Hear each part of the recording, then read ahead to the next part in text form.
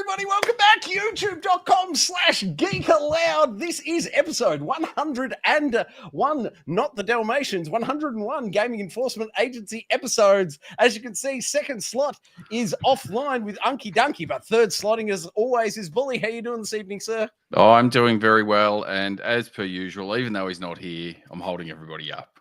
That you are, sir. But Quick time check. You know who's not holding anybody up? Who's that? Unky. We're on time for once, and again, I'll Woo! point it out. With him out of the picture, we are bang on 8:30, ready to go. I love it. I love it, sir. Now, for the viewers at home, we start off with games, interrogation, and deliberation. There are 4 games this evening, followed by that, Bully will be kicking in newsroom doors. Bully, precisely how many will you be kicking in this evening, sir? Starting to slow up towards the end of the year, but we've still got 3 that are kicking in the door and a bit of a 0.5 on there as well. Oh, I love it. I have no idea what it is, so I'm excited. Then, as always, we will follow it up with the week's most wanted. That is the #1 game we are looking forward to coming out this week. All evening, Bully, if you could please, sir, patrol that there YouTube chat. Should we happen to miss anything on the way through, we'll wrap it up in the final segment, which is, of course, audience interrogation. That's where we tie you to a chair and pour water on your face through a cloth and that sort of thing. And then we will get out of here. But for now, we are on duty. As I've alluded to, it's 4 games. The first one, of course, is Lies of P. Bully, I'll hand it over to you, sir, with games interrogation #1, Lies of P. Funny, because there's probably 2 parts to this chat we can have. One is the actual game itself, which I am of the opinion that it is equal of, if not the best Soulsborne game that I've ever played. The atmosphere, the story, everything that goes with it is absolutely spot on. It's up there with the best that FromSoft has ever offered. And I suppose the second part to it is, as much fun as I've had with it, I only played through it and finished it about 3 or 4 months ago, so I haven't actually jumped back into the PS4 5 Pro version of it, which I believe you have, Troy. So it's on screen now, and it is a thing of beauty. Speaking of the game itself, well, on the base PS5 itself, it still looks amazing in my opinion, and it is probably one of the most fluid Soulsborne games I've ever played. There's a lot of these, like Dark Souls is a lot slower, where you've really got to work on your defense to get your offense. You've got the absolute opposite of that with Bloodborne, obviously, where the more you attack, the more health you get back. So that promotes less aggression. Of the defense. Yeah, aggression, less of the defense, more of the attack. So polar opposites there. This one's sort of, I reckon, a little bit in the middle. So it promotes attacking in that if you lose health and you attack straight away back, you can regain some of that health, but it's not all out attack like it sort of was in Bloodborne or how I felt Bloodborne was supposed to be played. Whereas this, you can still take a bit of time. You work through the enemy movements, especially with the bosses. You really got to work through their movements, work through their attack patterns, and sort of go, okay, well, I've got to dodge or defend or parry these particular ones, and then okay, now I can go. It's now a bad time to ask you: is there a parry function in this game, and what button should I be hitting? Oh dear Lord. There is, but it's just your block button, but you time it. In effect, so it's how you time. I don't know whether you're taking the mick or you're I am taking the mickey. Sorry, mate. This one, Troy. I can't tell anymore because you never read the instructions on any game, and half the time you've gotten halfway through or finished the game, and you've got no idea the base mechanics. I don't even know at this point. I don't know what's going on. That makes 2 of us, mate. I can tell you, though, with the PS5 Pro enhancement, this game totally sings. To your point, I played it on Xbox Series X originally because it was in Game Pass, and I would argue, and now I don't have a frame counter. I don't have the high-end monitor like Unky that actually shows you on screen a constant frames per second counter.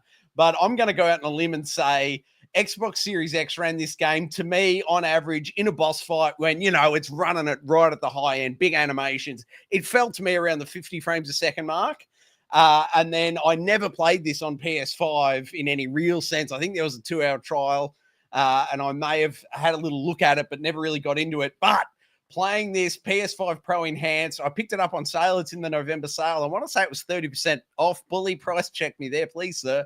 I feel like it was 30% off, maybe around the $54 mark, I think. But This game at no point felt like it dropped under 60 frames a second. Don't go buy my capture card. It's a 1080p capture card. And I'm not sure it always hits the 60 it claims, but I can tell you, eyeballing it on the monitor, 4K, silky smooth, 60 frames a second. This game absolutely sings. And bully at the price point of 50.97, so down from 84, which is all in Australian dollars. But to round it out so everyone knows, it's 40% off basically. There we go, 40% off. This game is a must-buy. If you've got a PS5 Pro and you're a Soulsborne player, obviously there's that big caveat because you've got to enjoy getting your teeth kicked in sometimes. But this game is phenomenal. And Bully, you might notice me running around in that garb. I picked up the deluxe edition, so I've got a few extra cosmetics. Money well bloody spent, in my opinion. Absolutely fantastic game when it was included with Game Pass. I enjoyed it. I never finished it, but I threw around the 20 hours into it on there. Love my time with it, but I can't even remember now because this came out last year. I want to say it was like October last year it originally launched. I think it was even earlier than that, maybe August, September. But I don't disagree with you. I played probably about 20 hours in, got maybe about a third of the way through on the Xbox, and for some reason it just playing it on the Xbox just didn't vibe with me for whatever reason it is. I don't know. Every Soulsborne game must be played on a PlayStation. It's where I first played the first 3 Dark Souls games. I played the original Demon Souls. So anytime I'm playing a Soulsborne game, it only feels right on the PlayStation. So very much to your point, man, I bounced off because it just didn't feel right on the Xbox controller. Back to you. Yeah, so I don't even know if it was the controller itself. I just, for whatever reason, just couldn't. Where I got up to it was just after constant grinding. Like I really had to just push to get my level up to be able to get through some of the bosses and all the rest of it. And then I picked it up on sale, physically on a sale earlier in the year, and jumped back into it. And it was almost a completely different game. I'm not saying I just breezed and flew through it, but it just seemed mechanically to work a lot better. I don't know whether it was, like you said, it might be that 10 or 15 frames a second that the PS5, even on the base level, was able to produce. And therefore, the timing of the parries and the timing of your attacks and all that sort of stuff, which makes a big difference in games like this. Yep. For some reason, there was the occasional boss that you sort of, you had to stop and think, how am I going to work through this one? But I still remember there were certain areas in the Xbox version that just troubled me no end, and trying to progress through those, and it wasn't even boss fights, it was just progressing through some of the levels that I really just couldn't get through. And then playing it on the PS5, just pushed straight through those levels. And I think it was only towards the end, and I can't remember what the area is called, but you basically climb through that desert up into the castle, and there's that particular boss that you got to fight who's nigh on indestructible, but you got to take out one of his legs or something like that. It's getting towards the end of the game. I can't remember the exact area. But you're past me at this point. I'm sorry, I can't help.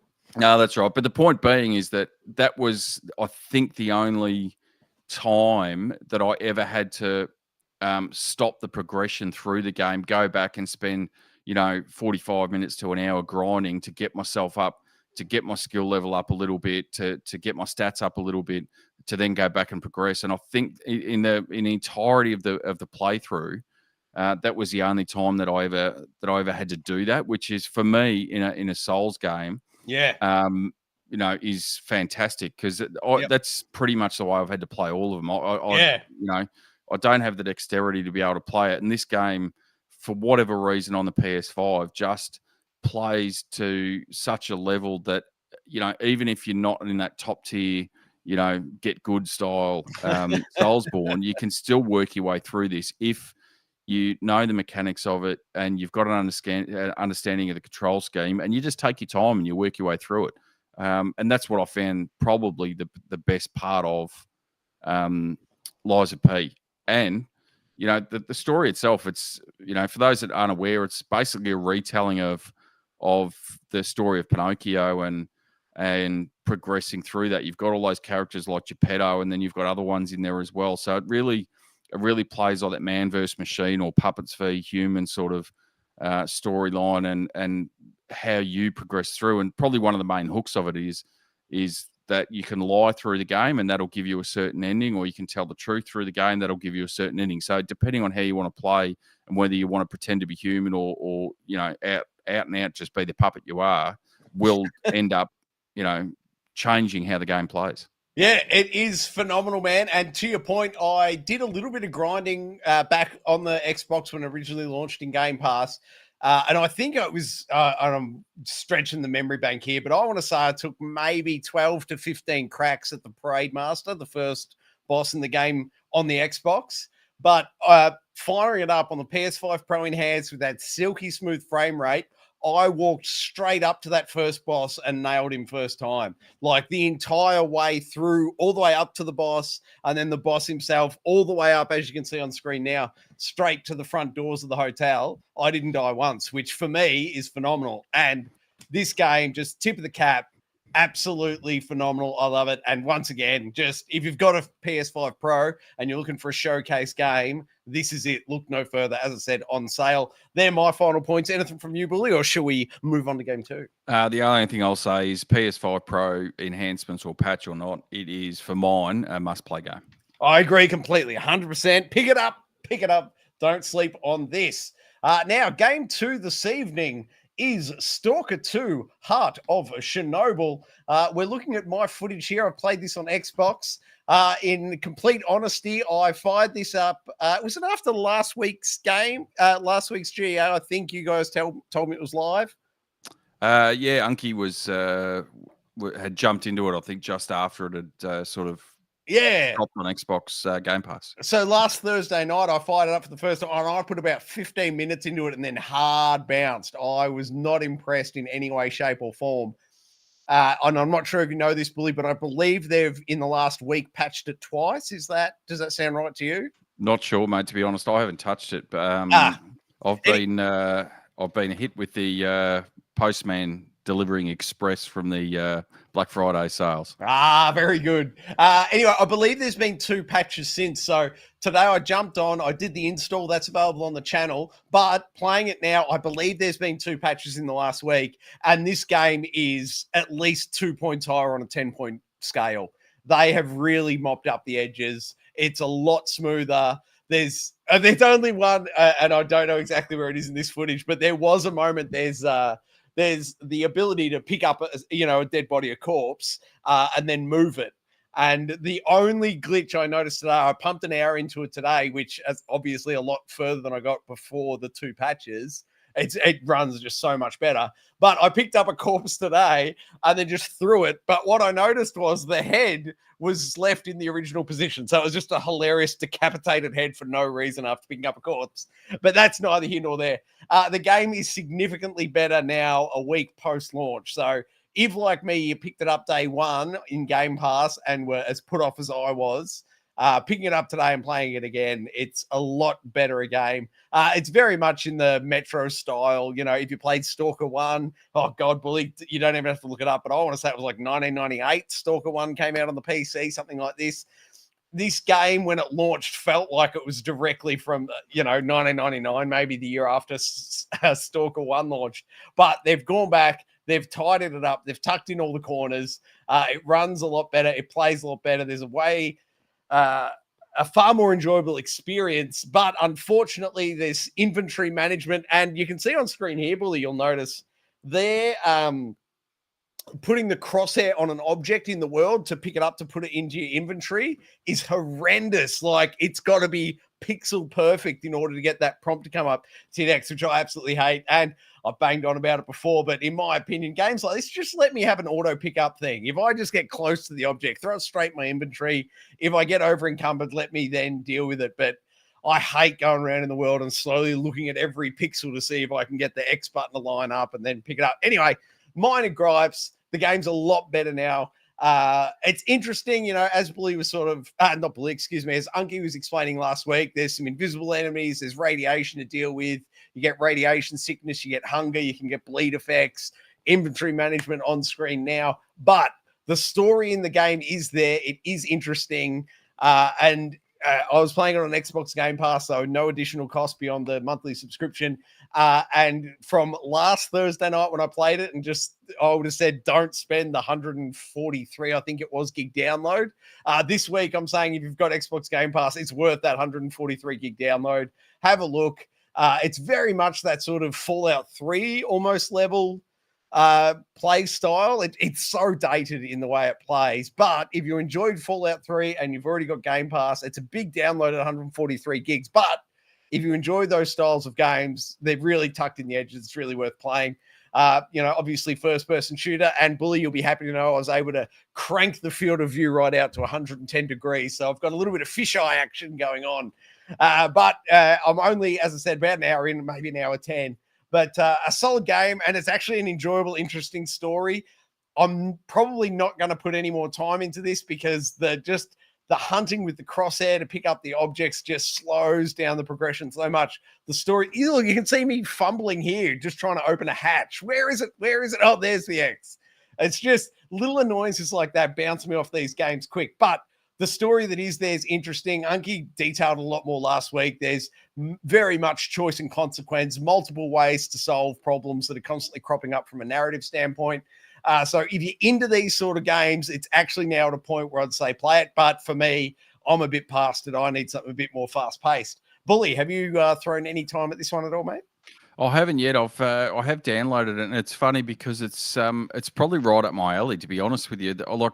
I get the minor gripes with hovering over things, and when you do the main sort of parts where you're trying to open the hatch, that would be an annoyance. But one of the things that I really loved about the Fallout series that you mentioned was, it makes you stop and explore and look around, and the fact that you've got to hit the actual thing that you want to pick up doesn't really bother me too much because of that, like not so much immersion, but just the gameplay elements of working through an area or a building or a whatever it is that you're in, and just sort of okay, I've fully explored this room.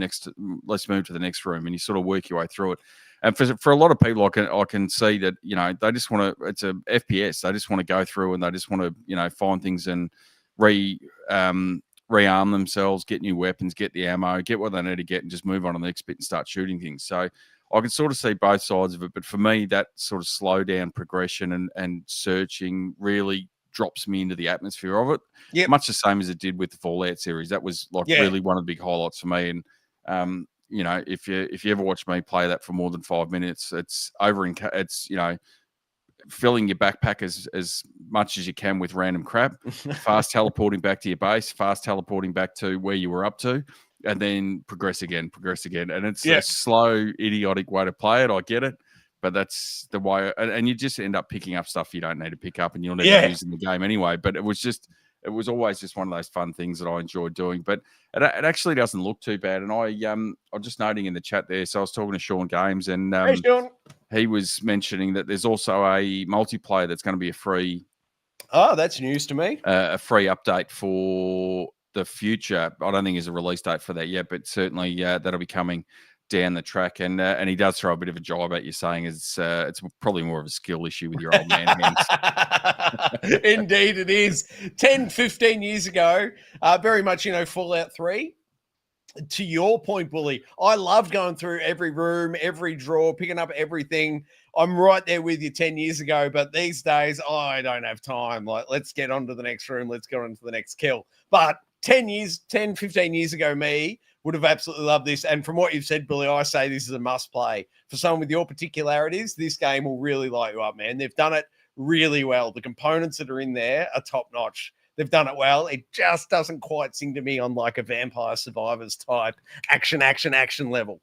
But, I suppose the only thing is it's I know it's not the same sort of game. When you're talking FPS shooters, you've dropped within a couple of weeks of Call of Duty, which is just for me, having that game in the background is like the ultimate palate cleanser. So I go and play a game that's a bit more deep or a bit more story driven. I've been working through Metaphor Refantasio, and anytime you sort of go, okay, I'm at a bit where I just need a break from that. It's an hour of COD, and then you go into the next thing, and then it's an hour of COD, and I just sort of find that's that's where I'm working through at the moment. So to go through, and again, I understand it's not the exact same sort of game, but to work through those RPGs that I really love playing, and those really lengthy, intensive story games, and then just dropping out of all of that into a mind-numbing, let's just play Call of Duty.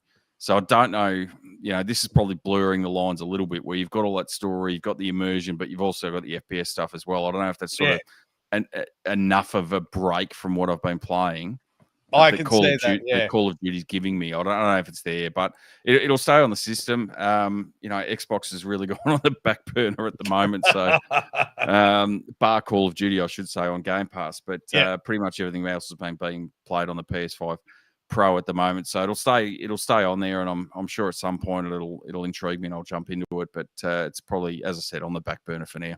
Yeah, once you get through that Call of Duty campaign, maybe once you finish season 1 of multiplayer, it'll be time for it, mate. But oh no, I've just prestiged. I've just prestiged for the first time. So I'm back. Is that 50 or 55? 55, and then back to 0, and I'm back up to level 8. I'm just looking at the screen now. Back up to level 8 again. So, nice. And for anyone that is interested, there is a double XP weekend on your experience and weapon upgrades. So you're talking my language. If you haven't jumped into it, now's the weekend to do it. Or jump back into it like me. I'm going to go give Nuketown another 40 runs. God, I love that map. There's a new Nuketown. There's another one that's just dropped, and the name escapes me, and I can't see it on the screen there. But it's basically these two safe house apartments that are mashed together, and it is the most frenetic. Like you remember Shipment from last year? Yep. It is half the map size, and it is so there's no open areas. It is frenetic, just running from room to room to room. It pretty much takes out the sniper, camping element. Yeah, it is just absolutely crazy, going nuts. You're getting kill after kill after kill, and then all that you die, kill after kill after kill, die. Give me a quick count. What's your highest kill count for one round, do you reckon? 68, I think. Woo! Look out! And that didn't even get me in the top 3. So that's how many kills punters are getting on this. They are going nuts, and you should see some of the end of game. It shows you the best player of the match. The best player of the match. Mm-hmm. Some of them they're going 6, 7, 8, 9, 10 kills in a row. It is phenomenal, and I love it. Fantastic. Speaking of games you love, Billy, I hear there's another game from 10 or 15 years ago, game 3 this evening. Over to you, sir. 10 or 15 years ago that did get re-released this year, I have to say. The digital version went up early mid-September. And limited run games, although I'm not a massive fan of the company, sometimes you got to do what you got to do. That got delivered during the week was Lollipop. Limited run games or limited model games? There appears to be some downsizing in this model, if my eyes don't deceive me. Well, I'll leave that to the viewers to make their mind up on that one. But limited run games did drop the Lollipop Chainsaw Repop, and it is. You talk about just I shouldn't say mind-numbing game, but it throws all the modern conventions out the window. It's like transporting back 15 years ago when this sort of game was released. It is the epitome of the PS3, Xbox 360 era. It's just over the top. It's just crazy going on that you've got a overly, well, you can make your argument one way or the other, but an attractive, overly endowed woman in a skimpy outfit, which I should point out, there is actually a trophy for trying to look up her dress out of interest. And how long did it take you to pop that trophy? I tried for about 2 minutes and couldn't get it to pop. There must be some trick to it. But I should say that the actual game itself is a pleasant throwback to just out of control nonsense. Just do whatever you want. Play the game. That's probably the easiest way to describe it. It's not a game that I think you would get away with releasing now. Mm-hmm. To be honest with you, I'm surprised they went back and downscaled the model, redid it, upscaled the graphics, which may have descaled some things. But it's funny because I have been looking at grabbing this on the PS3. I reckon, for probably 12 months, and it's up. But depending on where you're looking, it's 100 to 150 Australian. Whoa! For the PS3 version. I think the Xbox 360 is a little bit cheaper, but not a heck of a lot. So there is, whether it just didn't sell well at the time, or whether there is actually, some post release interest in it. But it's just, that's the easiest way to describe it. It's over the top. It's nonsensical. It starts off, and this isn't a spoiler, but basically you go to cheerleading practice to meet your boy, and you're supposed to meet up with your boyfriend.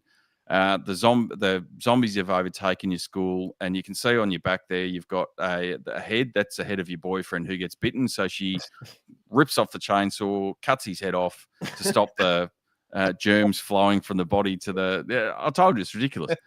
To stop the zombie germs going from his body to his head, attaches some magical device to keep him alive and pops him on a belt. So Nice. that's sort of where you're coming from. She explains that she's from a family of vampire hunters. Well, I'm getting sidetracked here. Zombie hunters. A family of zombie hunters. Buffy and the Vampire Slayer, possibly? And that is literally just it. You've got a massive chainsaw. There's combos. There's one button does high attacks, one does low attacks. You can do combos. There's special maneuvers you can unlock. It is just over the top nonsense, and you can see on the screen, it is literally over the top nonsense. It's, as I said, not something that would be released, in my opinion, now, and it is just an absolute blast from the past enjoyment to go back and play something like this, which used to be, really, as silly as it sounds, the epitome of video games. Yes, I'm with you, man. Just who cares politically, one way or the other? Just put out a game that's fun, enjoyable. Do whatever you want. If it sells, it sells. If it doesn't, it doesn't. And today we really dropped into, we've got to have DEI. We've got to have this company look at it. We've got to have we've got to include these people. We've got to do this. We've got to do that. And, we're dropping $300 million on a game, and it may or may not sell Concord. So, back to basics with this. It's got its problems. The remake's got bugs in it. I get it. Speaking of bugs, one just flew past my head. I apologize. But it is a flat out barrel of laughs, and I love it. And sorry, just final question from me. The boyfriend's head on the waist belt there, his name's Colonel Angus, yeah? Colonel Angus. Yeah, that's what I thought. All right, game 4 this evening. We have Hot Wheels Unleashed 2 turbocharged. And I got to tell you, it has turbocharged my thumbs. I love the first one. I believe it came to Xbox Game Pass about 2 years ago. And I absolutely enjoyed it. This is just arcade racing at its finest. And Hot Wheels Unleashed 2 turbocharged is November, this month's PlayStation Plus Deluxe. No, PlayStation Plus base tier, one of the 3 free games. So you've got until December 3rd. So you got, a handful of days left to pick it up for free. But boy, oh boy, is this game just pick up and play fun. Very much to your points there. It's, it's just old school fun. There is a story, but I skipped all the cutscenes, if you can believe it. But you can just go from race to race to race. You can get your drifts on, do the loop-de-loops, do the launch over the thing. It's arcade racing fun. It's got local multiplayer. It's got online multiplayer. It's got a little bit of gambling in there. There's a spinny wheel, so you can get some unlocks or some coins. It's just top tier fun. And if you're already a PlayStation Plus subscriber, you can pick it up at no charge. Bully, have you downloaded the fantastic, I would go so far as to give this an 8.5. 8.5, I'll call it. Arcade Racer out of 10. Bully, any interest from your side? Well, I have played the first one, and I do have the physical version of the second one before it was released. I think I got about 6 or 8 months ago, but I agree with you. It's just that over the top, again, throw back to it when I was talking about with Lollipop Chainsaw. It's just basic level, over the top, bright, graphical. Doesn't have to be the best looking game, but it's bright, it's honest, it is what it is, and it's a throwback to. I don't know if you ever played those Micro Machines games. Oh, I did. Like what, 1994? I want to say. Yeah, PC? What were they on the Mega Drive? I played them on Genesis PC. I think it might have been DOS. SNES. They were fantastic games. Sort of isometric, top down sort of type of games, and it's a bit of a throwback to that, where it's just you take your collection of Hot Wheels cars that you can unlock as you're progressing through the game, and they've got all the different variations. Yep. And it's just just a basic level. It's not even up to the level of Mario Kart, but it's got the No. drift, it's got the speed, it's got the nonsense, it's got the upside downs and the loop the loops and all the rest of it. It's just base level fun. It is absolute top-notch fun. If you're a PlayStation Plus subscriber, if nothing else, add it to your library now. But I say go a step further, download it, flick it in for what's a race take? 2 to 4 minutes. Play that 2 to 4 minutes and you'll be as sold as I am on it. This game's bloody brilliant. The first one was brilliant, and then they've just upped the craziness. They've upped the complexity. They've upped the builds and everything from the first game. So if you played and enjoyed the first game, this game's an easy 1 point higher on the scale. 2 massive thumbs up for Hot Wheels Unleashed. And that will do it, unless you had a final point, Billy. Play it. It's free. Well, bingo. All right, let's go kick in a newsroom door. Where's my button? Hold on, there it is. News story 1, Bully. I'm looking at what appears to be some sort of PSP, and mine died a few years back, unfortunately. But, sir, tell me things. What's going on in PSP land? Still got mine rolling, but the rumor comes out this week that Sony is reportedly developing a new handheld console. And funnily enough, on the back of that is also that the current iteration, or I suppose you'll call it, the PS Portal, which in effect is just a streaming device. It streams from your console. Disappointingly, from what I've read, and Unky isn't here to correct me otherwise, but the 120 odd games that were supposed to be available for streaming on the console, if you are a PS Plus member, isn't coming to Australia at the moment. So, dear. Much like the PS3 streaming on the actual PS4, PS5. So, but from what I've read is that Sony were actually trying to develop this years ago, and then it morphed into the PlayStation Portal because I just wanted to get it out as a complement to the PS5.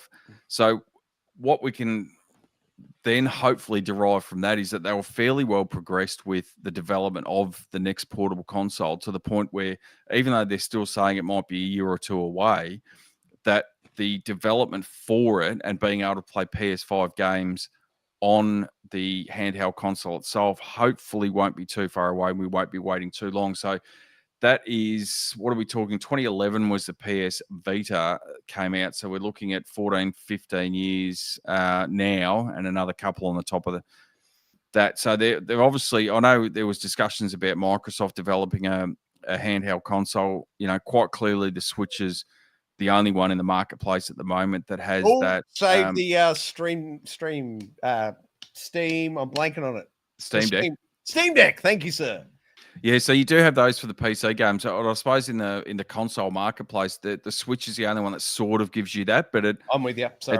It's trying to do both at the same time and compromises on both at the same time, I guess. So you do have that, sort of downside to it. So if they are trying to develop and implement a console that can play native PS5 games portably, would be fantastic. My only concern, I guess, is that by the time it's developed and released, you're really looking in the back end of the PS5 life cycle, and then you're progressing into the PS6. So how that library then progresses over, I'm not entirely sure. So time will tell, I guess. But interesting that they have thrown it out. I would, again, just looking, or from what I've seen, it's basically, you would imagine it would be digital only. There's no way you're going to be able to play the discs on there. And I think they're done with the UMD development. And I was going to say, I don't think, hopefully,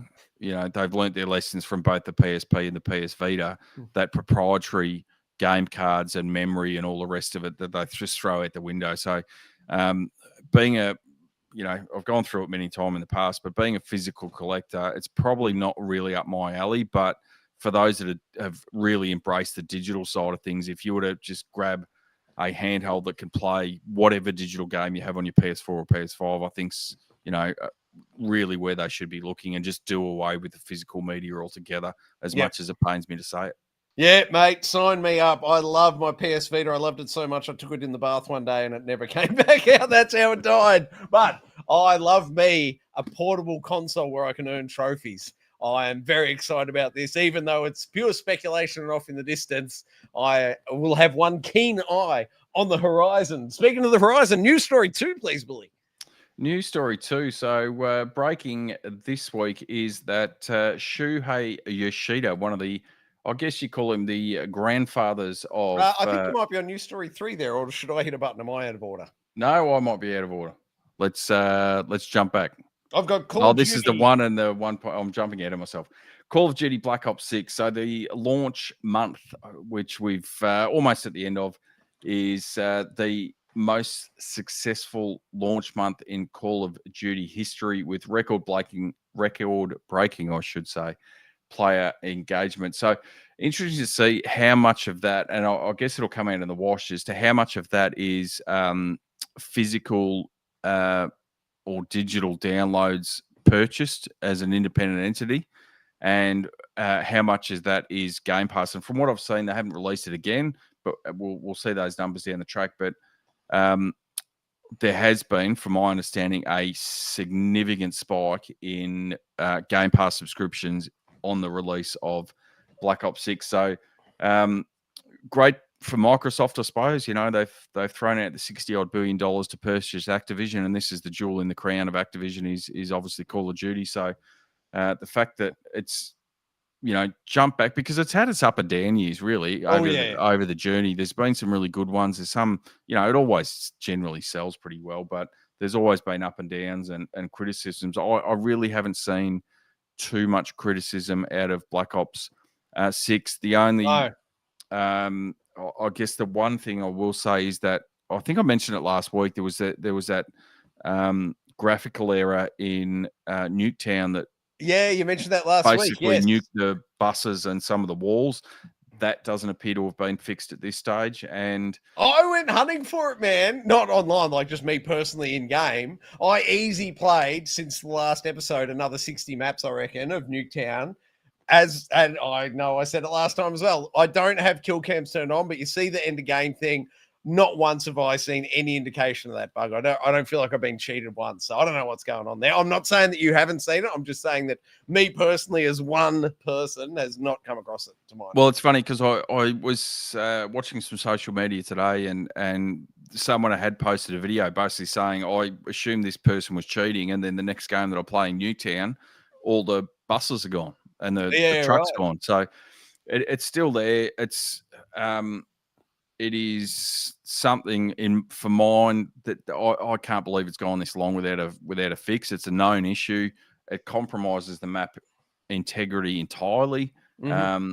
It needs to be fixed. And funnily enough is that I did read today as well that there has been, since its release, 19,000 ranked players have been banned already.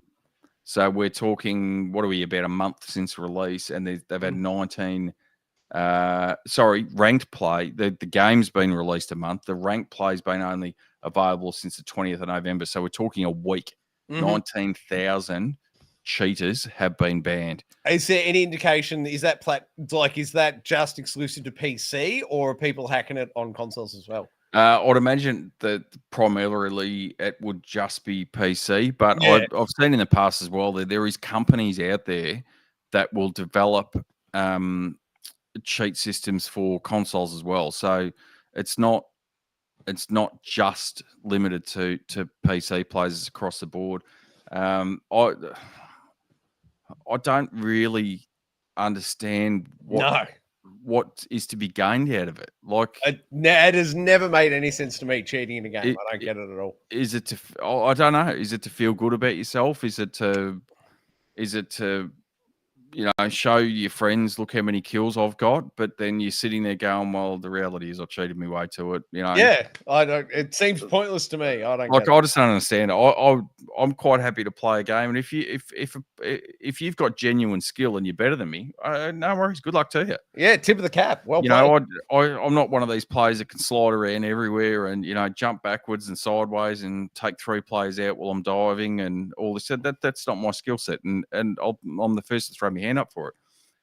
But I appreciate the players that do have that skill set, and I enjoy the game for what is anyway. And if you get beaten by a better player, well, so be it. Yeah. So it'd be interesting to see how that sort of works out as well, and whether them banning a particular player, if that stops the player then going forward, creating a new account or using a VPN and setting up a different IP address, whether the same people are just getting back on and going. But I know the Tom Clancy's, what's their multiplayer one? The big one, it's still going. It's like 10 years. Rainbow Six. Rainbow Six, thank you. I know Rainbow Six, and we're talking 4 years ago here, news stories came out. Rainbow Six were banning console levels. They were taking the serial number essentially from the console and blacklisting consoles for those players. So, that ability is out there. Whether Activision are going that deep on this, who knows? But there are certainly methods out there that can stop you just creating a new account and going in. They can block the console. Yeah, so it'll be interesting though, because I said it, as I said before, it does expand out to consoles, but primarily you'd be looking at PC. So how do you then get that fine-grained detail to be able to ban a PC? I don't know if you can. Yeah, you can. You've got, what do they call it? UDID, Universal Device Identification Number. Yeah, okay. Well, there you go. They exist, and then they can even go so far as, and back in the day, I'm going to say it was Windows 8, I want to say, had an issue where they would assign the Windows 8 license key to your system, but it wasn't just the motherboard. It was like the combination of your motherboard and your graphics card and your audio card, if you have one, and then the hard drive serial number. But then people were having an issue where they'd update their graphics card and then the Windows authentication key would no longer work because it thought it was a different system, like you were trying to double install it. So in the past, there has been all sorts of messes created when people go down that route. But I can't speak to today's technology and what Activision are doing on that side of it, but there are certainly methods out there for tracking systems. Yeah. Yeah. Well, and hopefully they work through that and get rid of it. As I said, there should be a thing where, like, if you want to cheat. I don't care, but have your own little game over on the side that doesn't impact the rest of us. Yeah.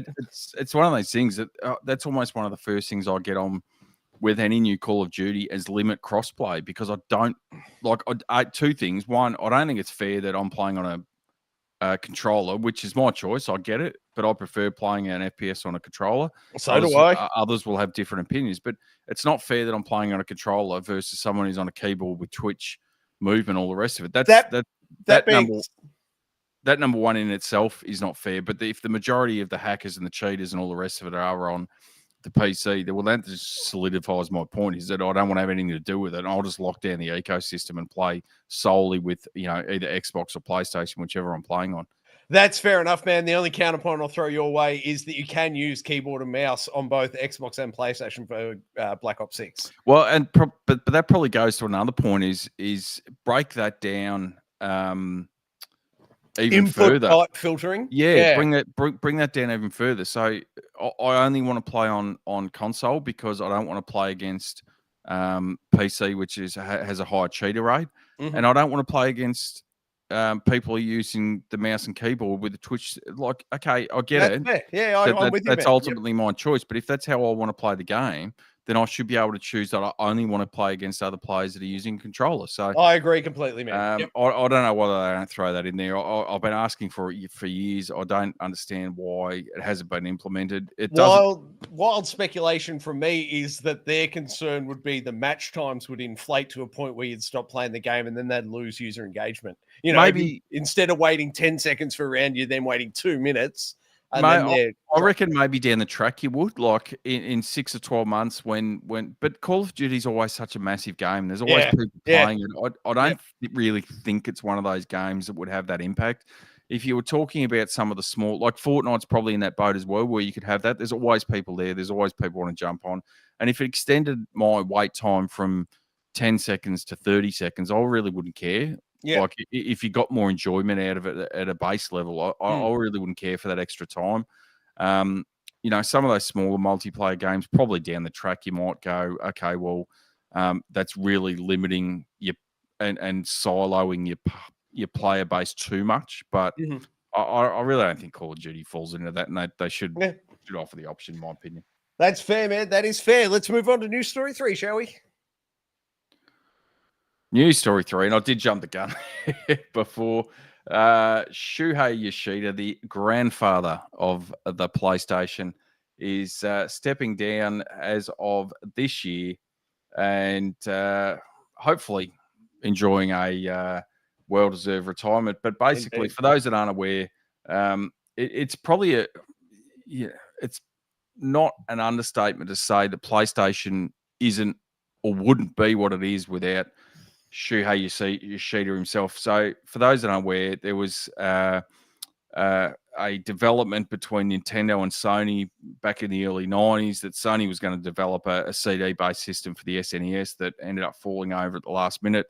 Some at Sony were so aggrieved, including Shuhei Yoshida, that they said, well, buggy hell, we're going to create something else that's going to smash the living life out of Nintendo. And to be fair, Nintendo's had its ups and downs with various consoles. You look at PlayStation, that's just got bigger and bigger and bigger with every iteration, and to the point where it's now Sony Corporation with all of their tech products, TV, audio, movies, all the rest of it. Sony is the biggest financial contributor to that company by an absolute mile. So PlayStation, you mean? Sorry, yes, you PlayStation, I should say. Yeah. So, and when he was creating, or when they were knocked back and sort of left by the wayside by Nintendo, there was a lot in the company that just sort of in the Sony company that just sort of said, "Oh, well, that's it. Let's just move on and focus on our own sort of things." And Shuhei was one of those that said, "No, I think we've got something here. We've got the base for it. There is money to be made in this. There is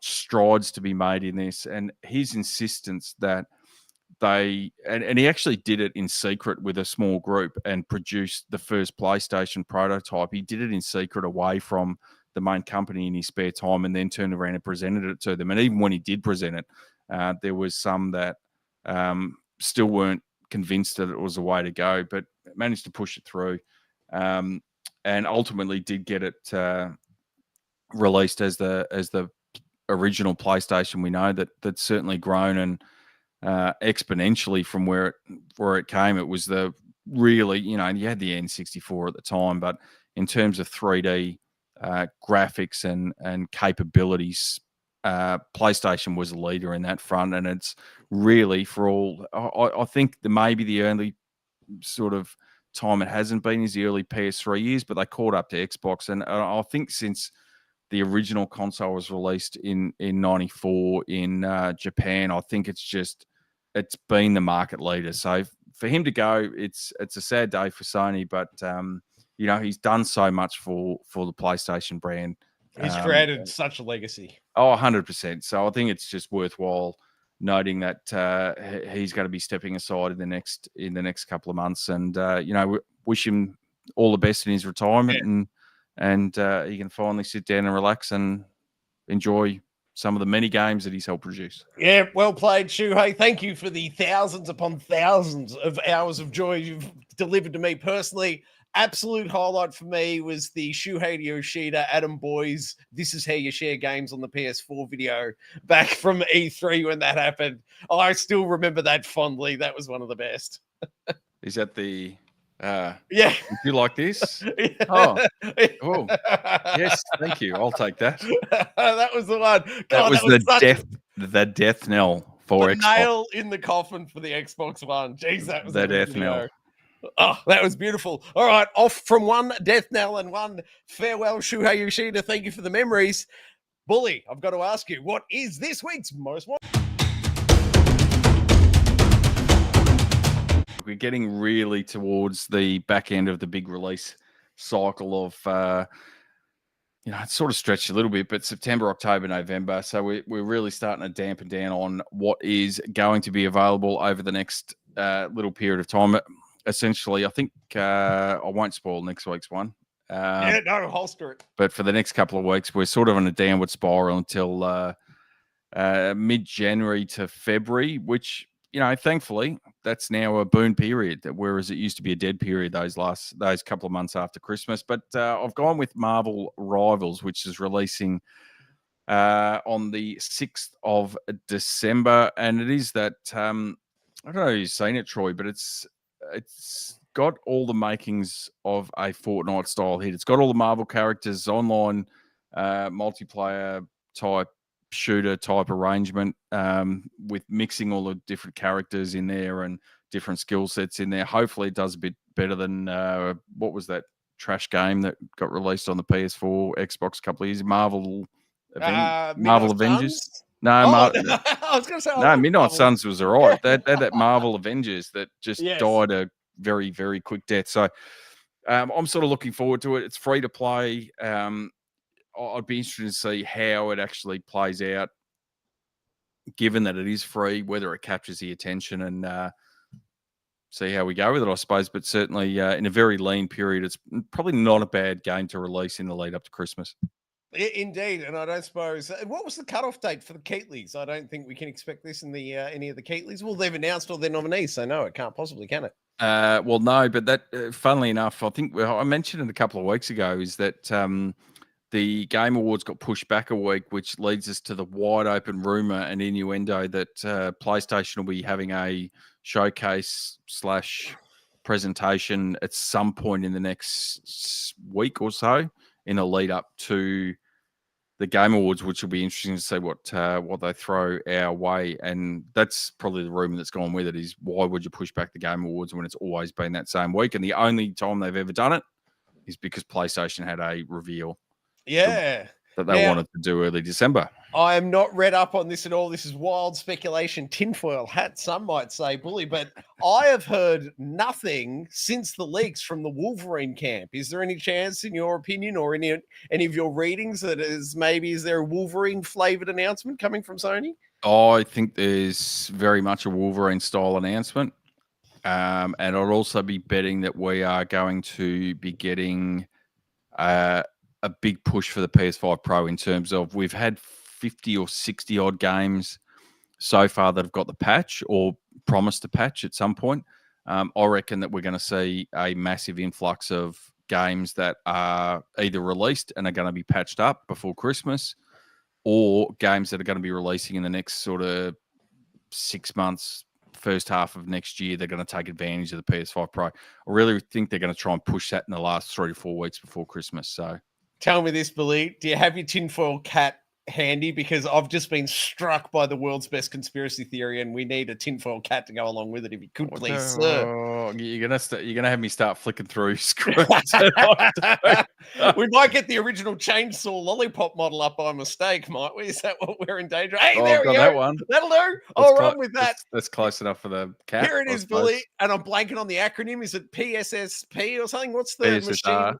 PSSR, machine learning. What's the chance that Mr. Cerny has cracked the code and used machine learning to get PS3 emulation working, but only on the PS5 Pros? What's the chance that the announcement just before Christmas from Sony is, hey, you've got a PS5 Pro, you can now play anything that was on digitally available on the PS3? How would that go? That would absolutely make my year. And as I look behind me with the plethora of PS3 games that sit up on the shelf, I would love nothing more than to be able to throw one of those into the PS5.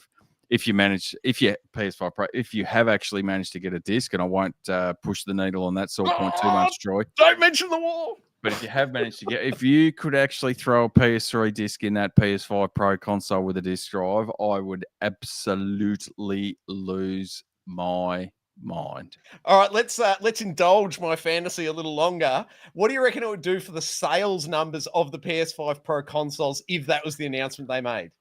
How quickly would it sell out, and how long would you have to wait for the next shipment if that happened? I don't know. There's two schools of thought on this, because there's the one that is like a lot of people really want it.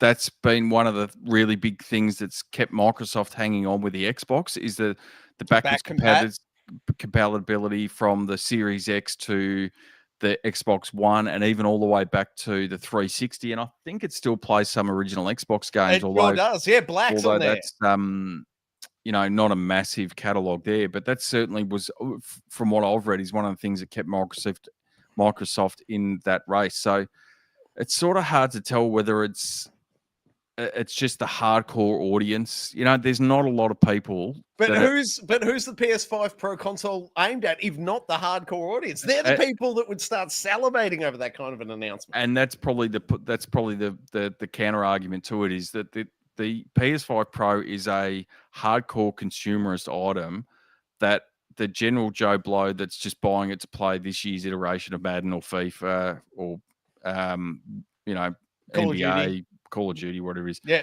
They don't really care. They're just going to buy. They're just going to get whatever they can get to play. You know, the cheapest way they can play the game they want to play.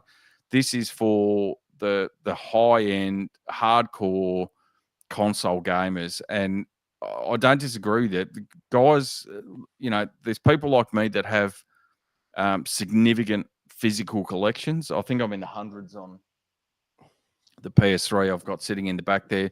There'd be plenty of others that would have hundreds in the digital collection that could download them and play them. That's me. I reckon I've got easy 250 digital games on stranded on the PS3.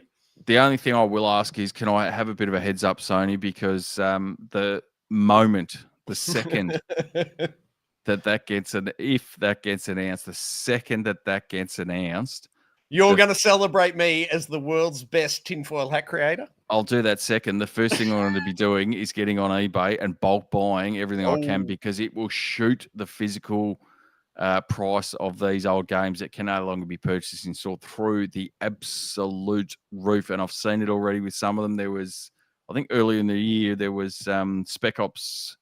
What was the Spec Ops? Spec Ops: The Line. That got delisted off the PS3 store, and the price of that just went up by $100 overnight. So if you've got your fingers there, mate, go for a walk. Tell me, what's 50 Cent Blood in the Sand physical going for these days? Because last time I heard about that, it was over 300. I'll find out for you, but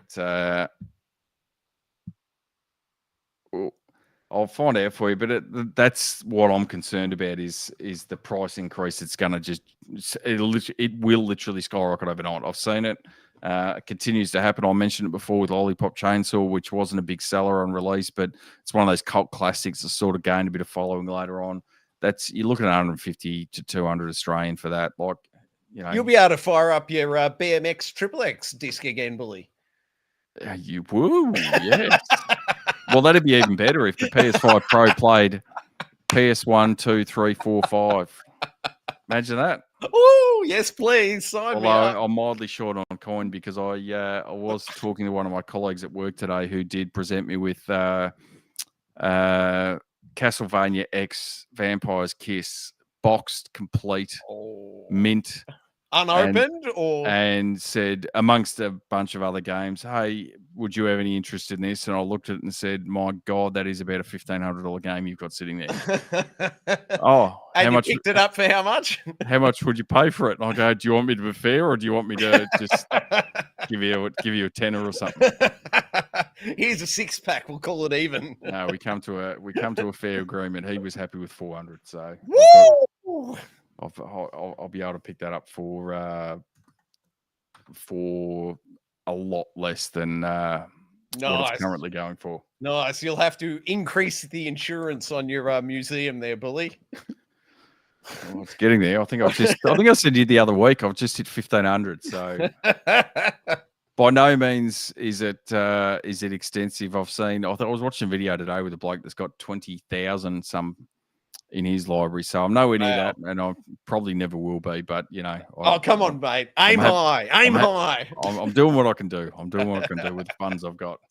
I love it. That'll do it for us this evening. We are off duty.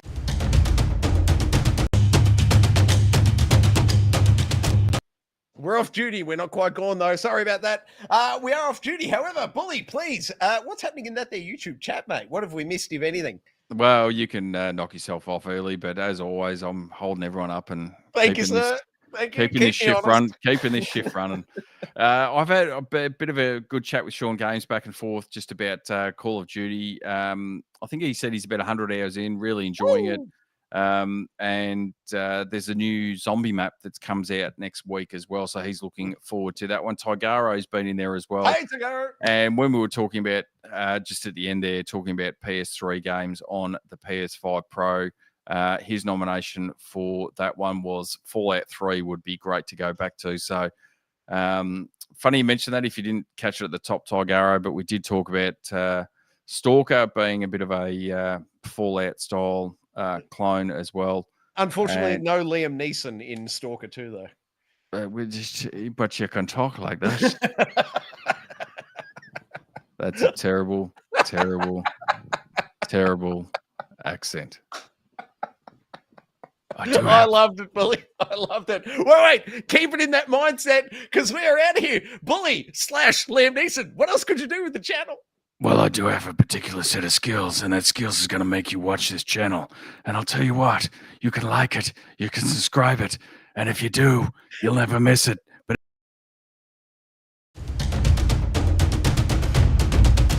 oh, that was luck.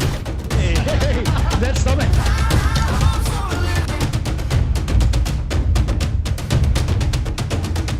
Oh! Old Uncle Donkey.